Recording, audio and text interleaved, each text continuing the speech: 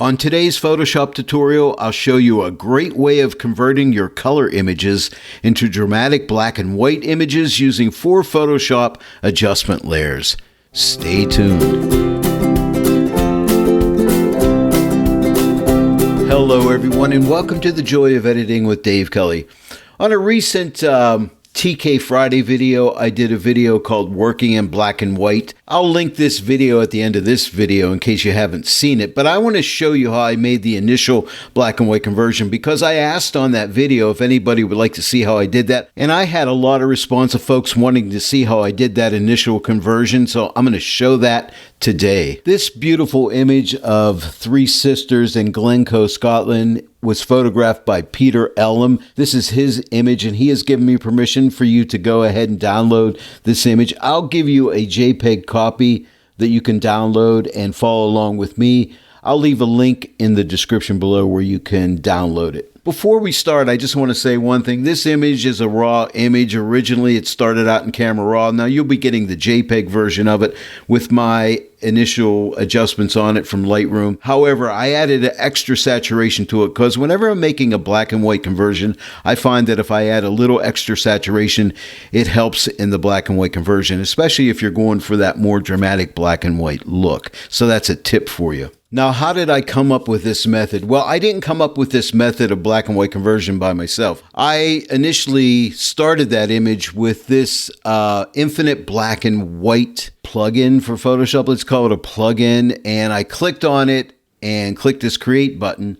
Now, the way this infinite black and white works is every time you click this, you get a different look, right? So it's kind of random, but you can come down here and just, go through the channel mixer and see how that reacts to your image, or just selective color, or just black and white. So it's kind of cool and it's kind of creative, but it's kind of hit or miss because you click this button, create, and these buttons down here, and you see what you come up with. But I thought, okay, let me just shut this off now. I thought, well, what if I would start out by making these adjustment layers and just start from scratch myself? Let's go ahead and start from scratch. I'm going to go ahead and get rid of this infinite black and white group here. I'm going to come up to the group, click it, and click my little trash can, and it'll say you want to get rid of group and contents or group only. I'm going to hit cancel here because if you have the TK8 plugin for Photoshop, if you come up here with the trash can, you don't have to answer those questions. You just click this and it's gone, which I really like. It's really fast and convenient.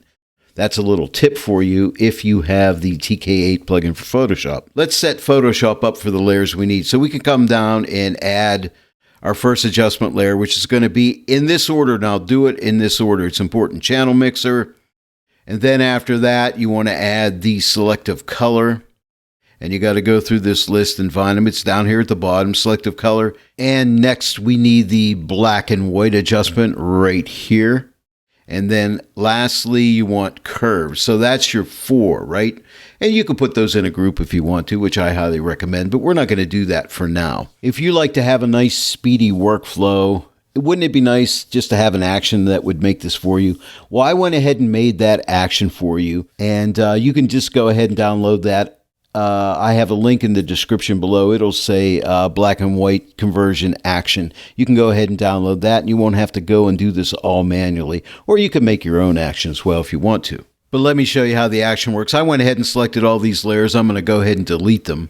If you decide to download my action, wherever it downloads to, just find it, and it'll say black and white conversion.atn. All you need to do is double click on that, and it'll put it in Photoshop, even if Photoshop's already open, by the way. And then come back into Photoshop and open up your actions, and you'll find it down at the bottom of the list in this group called black and white conversion. So click on BW and click the play button, and it runs that action. Gives you all the adjustment layers I'm using for the black and white conversion, and it starts you out on black and white just to let you know this is where you're going to start making your conversion. And then you can go ahead and close your actions by clicking this little play icon for your actions. And also you'll notice on my TK8 CX panel, I made myself my own little button here called BW. So whenever I want to make a black and white conversion using this method, I just click on it and it runs my black and white conversion action. If you want to learn how to make buttons for running your actions in the TK8 CX or combo panel, I'll link that video in the description below. And now, armed with all that information, let's go ahead and see what we can do with this basic black and white image right now. How can we make it more dramatic? I want to start on the basic black and white conversion right here. Now, let me shut this off and show you the color. These two layers are dealing with the image still in its color form, okay? It doesn't turn to black and white till this layer right here, okay? So in other words, when I'm adjusting these two adjustments down here, channel mixer and selective color, it's working on the color portions of the image, not the black and white. However, the black and white will be affected, and you'll see that. But anyway, this is where the image gets converted to black and white. And then the curves adjustment is for adding some extra fine tuning at the end and some contrast and things like that. But first off, let's work with the black and white layer. Right now, the layer mask is selected. I want to open up the properties panel, so just double click on this icon here. These are the default settings that Photoshop gives us for the black and white conversion. And if you'll notice this drop down here for presets, there's a bunch of different looks you can get here. For instance, what would a blue filter effect look like on this image? Or say, what would maximum black look like? I mean, there's different presets that you could play around with these. How about a yellow filter like that? Okay. Or I like to start with default, to be honest with you, and then just start working with these adjustments. Now, here's what's happening. When you adjust the red slider here, any tone that was red, if you move this to the right, those tones will get lighter. If you move it to the left, they get darker. The same with all these different colors. Here's how I like to work. Just experiment. Try them one way, then try them the others. I'll take reds and I'll start to move it to the right. And you'll notice all the red tones get lighter. And so there's a lot of red in these grasses down here. So I think I'm going to lighten up those red tones.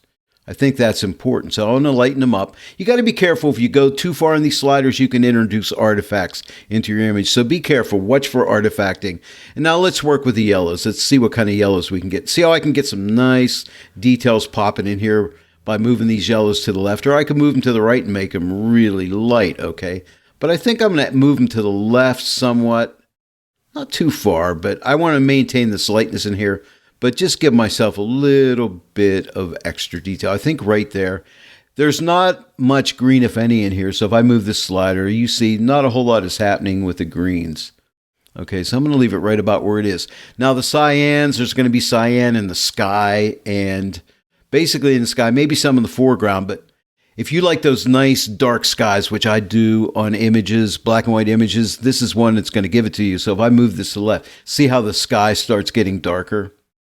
I'll start out about there, then I'll move to blues. And again, if I move the blues to the right, I'm going to lighten the blues, but I want to darken the blues. But I'm also affecting some of this area. There's blue hitting this mountain back here, right? So I got to be careful. I'm going to bring it back about here and then work with my cyans again. There's not as much cyan on that mountain there. I want to darken that sky up a little bit, and let's work with the blues a little bit more. I think right there, and let's see, do we have any magenta in here?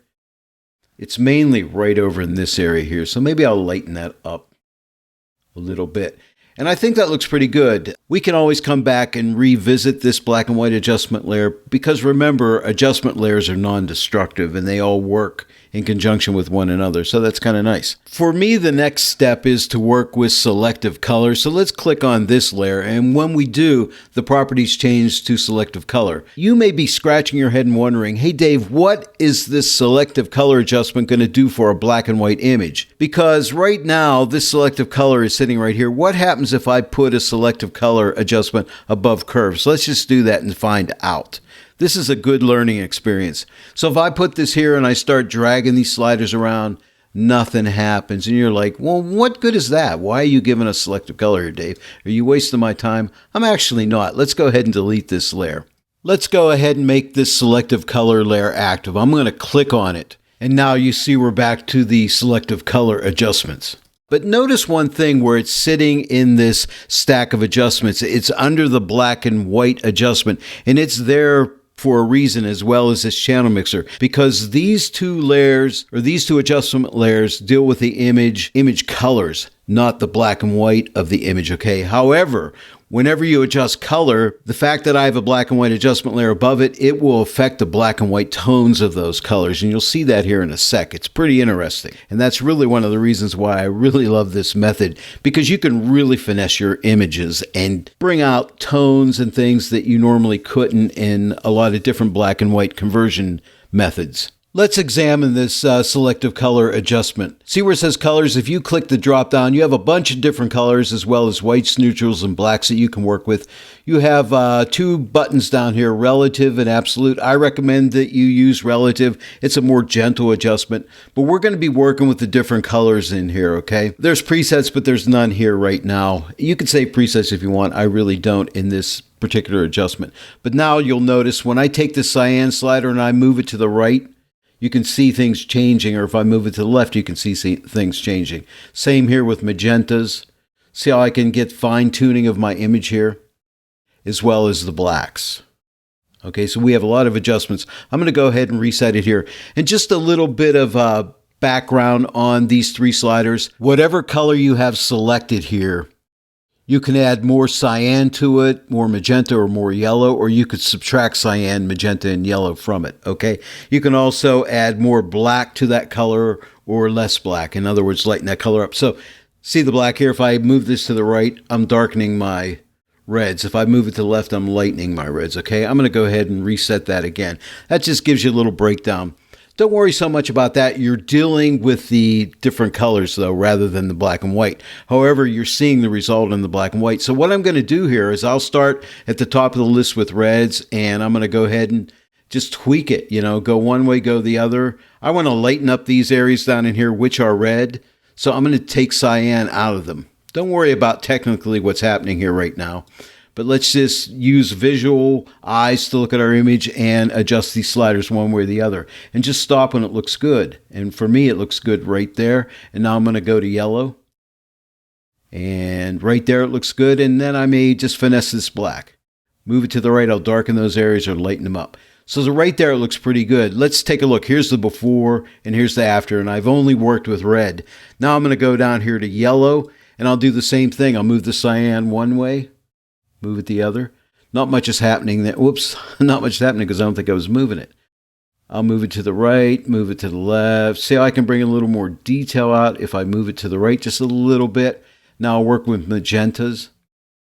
And again, I'm just looking at my image, not at the sliders. I'm looking at the image as I move these and stopping when I like it. And then I'll go to blacks. I think I'll speed the video up now and work on the rest of the colors so it doesn't get too long, but that's all I'm doing. I'm moving sliders and staring at my image, okay? Okay, so there's not much happening in greens. I'm on cyans. It's working with the colors in the sky. And again, I'm just going through and finessing all these sliders and moving them one way, moving them the other. I'm not looking at the slider. This is very important. Look at your image, you know. And your eyes will not lie to you. When things look good, they look good. Now I'm working with whites, I'll work with neutrals, and then I'll work with blacks next.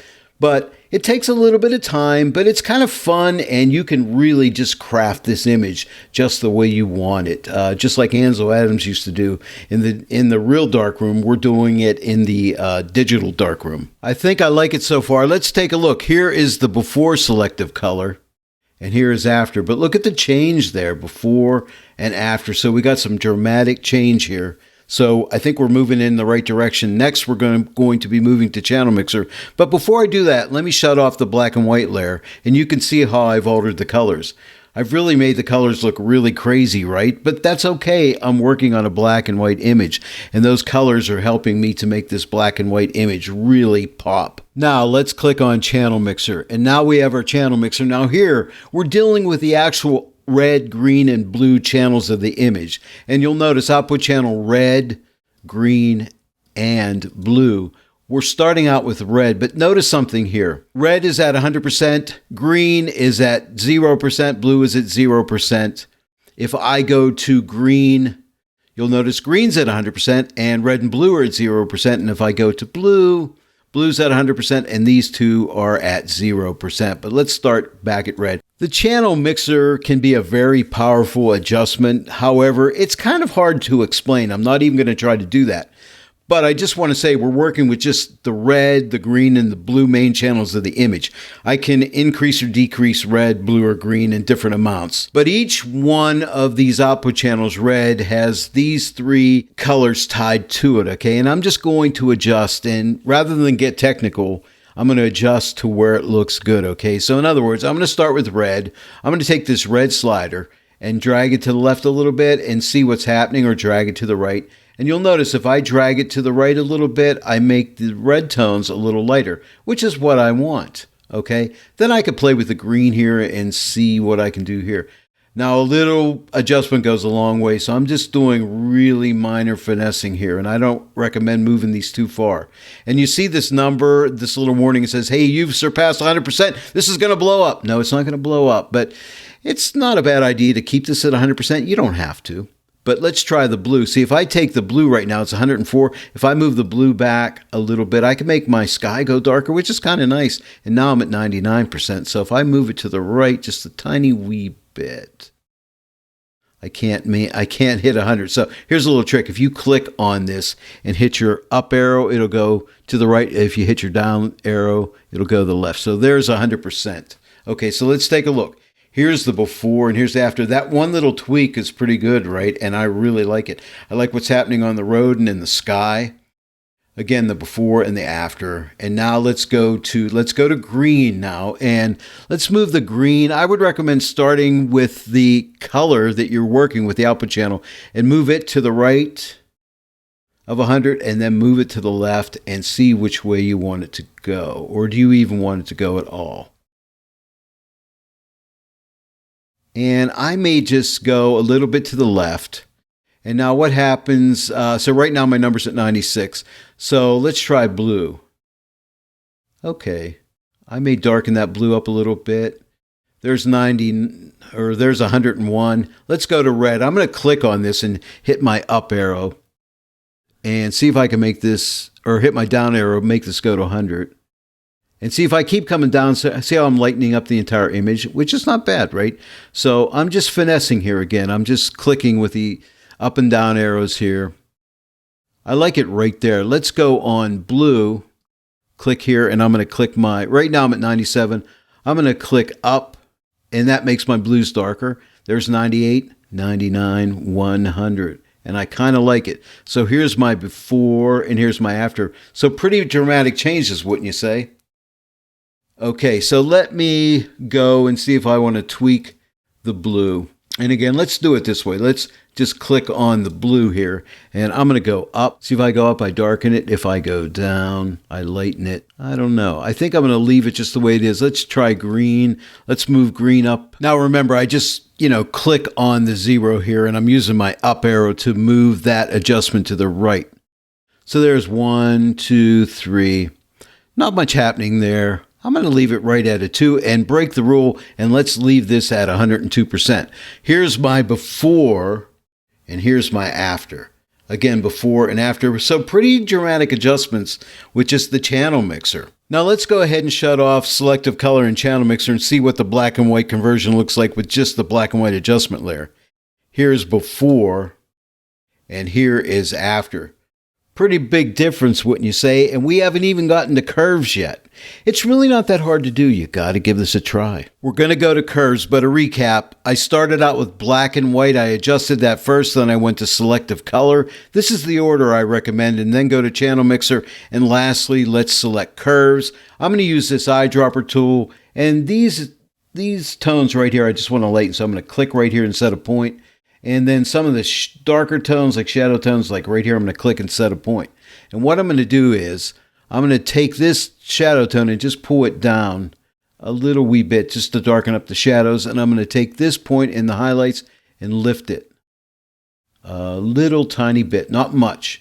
Now let's take a look. There's a little S curve in there. Here's the before. And here's the after. Now, if you have the TK8 plugin for Photoshop, you have this live clipping. We can click this. It'll put a live clipping layer here. And you can see I'm clipping my blacks a little bit, and I have a little bit of white clipping right here. It's an easy fix. Let's just come to the curves. And to get rid of this little clipping here, it's not bad. It's not hurting anything. But if you didn't like it, you can take this top point and just drag it down a little tiny bit until that goes away and it's gone. If you don't want black clipping, you can take this black point on the far side to the left and just drag it up just a little wee tiny bit. And now our clipping is gone. So we have no clipping in the image. I can shut the live clipping off by clicking right here. But there's our black and white conversion. And look at all the detail. Now, this is a starting point, and then from here, watch the video linked at the end of this video, and you can see how I did the rest of the processing using the TK8 plugin for Photoshop. Well, there it is, everyone. And hey, if you're satisfied with the results that you have right now, you could stop at this point and call it done. But if you want to go further, watch that video that I link at the end of this video and see how much further I took an image like this. Hey, anyway, if you enjoyed this tutorial today, please give it a like and share it with your friends. And if you're not yet a subscriber to my channel, please subscribe, click that bell notification icon. Then every time I upload a new tutorial, you'll be notified about it. I want to thank each and every one of you for joining me today in the Joy of Editing with Dave Kelly, and I'll see you all right here next time. But until then, happy editing.